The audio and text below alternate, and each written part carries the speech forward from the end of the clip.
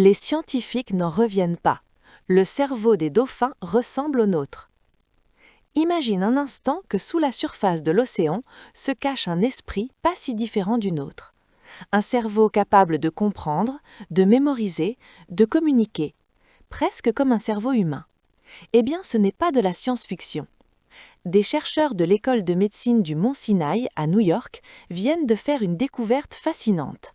Les dauphins à bosse possèdent un type de cellule cérébrale que l'on croyait jusqu'ici réservé aux humains et aux grands singes.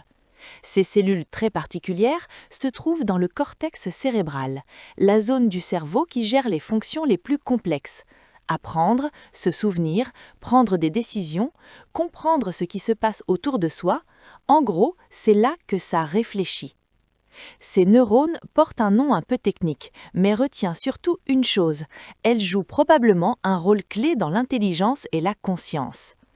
Pour te donner une image simple, imagine le cerveau comme une grande ville. Il y a des routes, des feux de circulation, des immeubles, et puis il y a des centres de coordination, des lieux où les informations importantes se croisent et prennent sens. Ces neurones-là seraient un peu comme des carrefours majeurs, là où tout se connecte.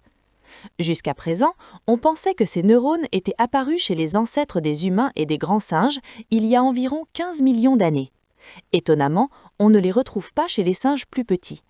Mais chez les mammifères marins, comme les dauphins et certaines baleines, ces cellules seraient apparues encore plus tôt, peut-être il y a 30 millions d'années. Et là, ça devient vraiment passionnant, car cette découverte pourrait expliquer des comportements que les scientifiques observent depuis longtemps chez les cétacés. Leur capacité à communiquer avec des sons complexes, à former des alliances durables, à coopérer pour chasser ou se protéger, et même à transmettre des comportements d'une génération à l'autre, un peu comme une culture.